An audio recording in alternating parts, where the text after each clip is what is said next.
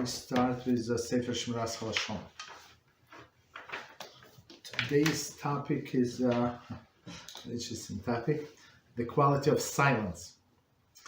And it says, Rabbi Yitzchak said, which craft should man pursue in this world? He should make himself like a mute. Chullin 89a. So that's a very famous line, right? One more time. Rabbi Yitzchak said, which craft should be man pursued in this world, right? What to achieve? To be like a mute, meaning to be on a silent side. Okay, Rabbi Yitzchak description of the quality of silence as a craft. So it's not like character trait, it's not like a behavior pattern, but actually a craft. Very interesting. So craft meaning that you have to work on it to achieve it, right? That's the way I understand. Conveys a number of important lessons. A person who is unfamiliar with a certain trade seek to create a product of that trade with his own hands. He will find the task exceedingly difficult, regardless how simple he may have imagined it to be. To become skilled in a given craft requires a period of training and experience. Sorry. So let's see again about this craft. So one more time, this paragraph we're going to explain. A person who is unfamiliar with a certain trade seeks to create product or a trade with his own hands. Like sometimes you see like professional do it on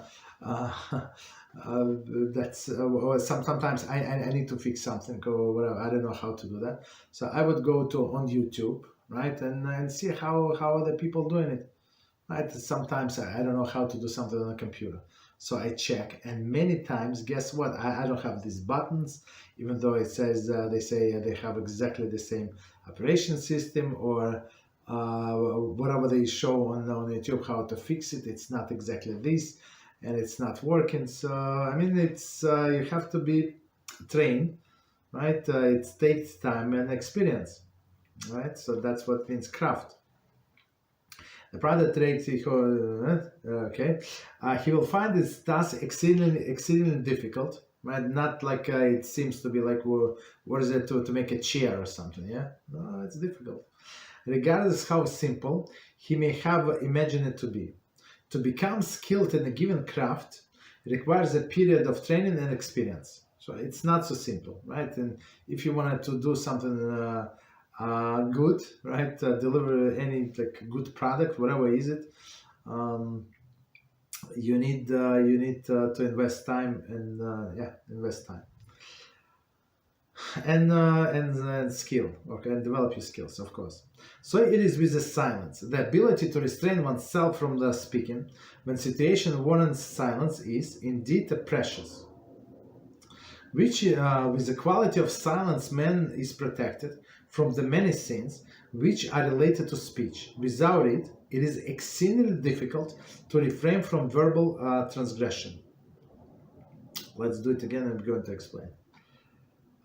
So it is with the silence. So it is what? What does it mean? Meaning that it is a skill that you have to work for, right? It's not for free. It's not like just because I decided, right? Because why? Because many times the silence is required. So if nobody is talking to me, right? If there is nobody in my room and I'm doing whatever I'm doing, so there is no problem to be silent, right? There is no provocation from somebody else, right? So there is not a big art, right? But the ability to restrain oneself from speaking in situation warrants silence is indeed precious. Meaning when somebody is provoking you and it's not better, but it's proper to keep silence. That's what we must do. But you have to train yourself. It's not, as we said many times, it's not going to happen on its own just because you decided 5 seconds ago. You're not going to be able to withstand the test. Okay, have to prepare yourself. When the quality of silence, with the quality of silence, man is protected from many sins which are related to speech, right? So this silence is going to protect from many sins which related to speech, which is what? Without it, it is extremely difficult to refrain from verbal transgressions, right? So We're going. I mean, all this Lashon Hara, Halachos, and others, like embarrassing people. Continue.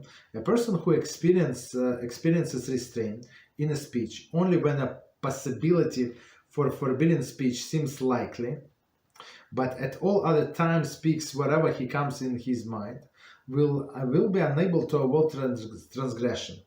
Such a person is simply not accustomed to restrain himself in this area and is totally unprepared when the moment of a trial arrives. Exactly as we said, but let's do this paragraph again and we're going to explain.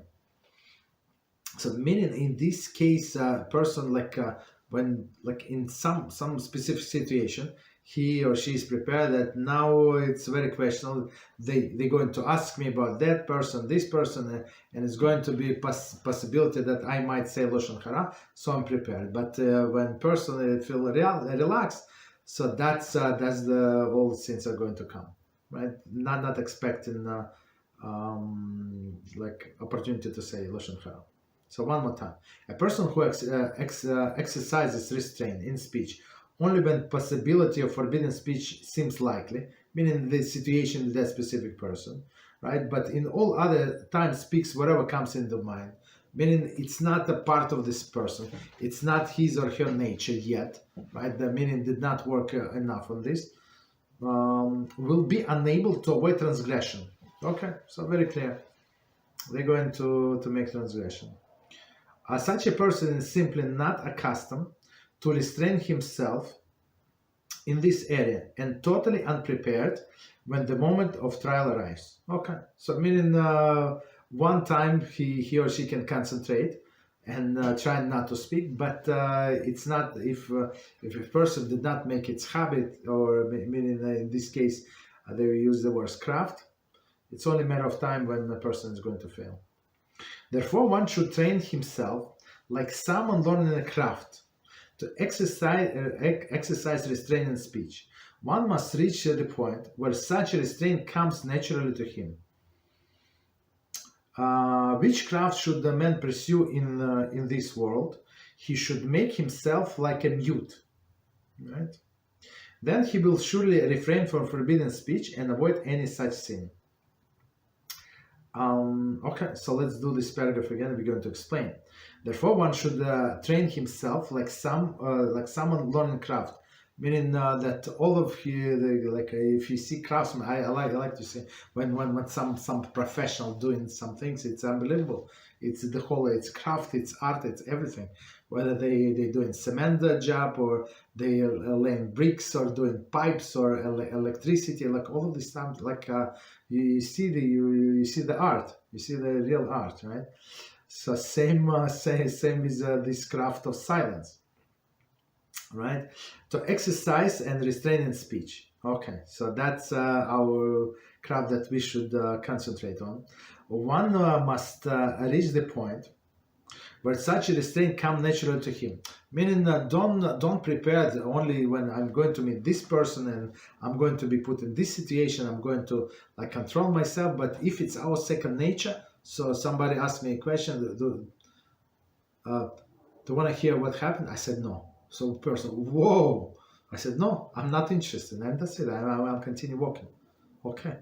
So and when they realize I'm not going to listen, whatever, even though all others people try to start the small talk. I hate small talks. So they say it's very warm today. I say okay. So I cut it. Okay. So I know that this person is very talkative person. So I said okay, and I'm continue walking. Have a nice day, and I'm continue walking. Okay. So that's how you stay away from these people. But it has to be second nature, and unless you train yourself, and unless you expect that reaction from these people could be a little negative or very negative, or if you do not care, so after 1 or 2, 3 times, they're going to leave you alone. All of them, all of these people who needs to share this Lashon Hara, this small talk about what happened. Of course, they don't learn Torah, but they hear all of the news about all of the Jews. So I'm not interested. Okay. So continue. Which craft should the man pursue in this world? So craft again. So we have to work on it. It's not going to be easy, right? He should make himself like a mute. Okay, he sounds like a mute. So that's our job. Then he will surely refrain from forbidden speech and avoid such a sin. So okay. So I would say start with like easy targets. Easy target meaning that you know that the person Baal Lashon Hara always speaks Lashon Hara, he or she stay away as far as possible. So then not easy target, but certain people it's obvious that you have to stay as far as possible. Others we're going to work on it, but at least avoid the big ones. Okay, stop here. Okay, 1 second. Any questions on what we said? We'll continue. Lev? Yes. There's a question on the board. Question about Lashon Hara. If a minor is sick and wants to keep his situation private, do his parents have the rights to share the news to others in order for them to pray for the kid? What if the sick person is an adult?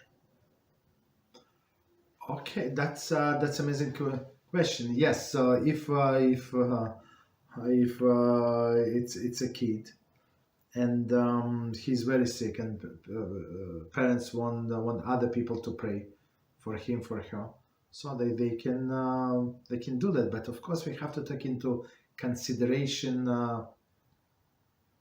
feelings of this child.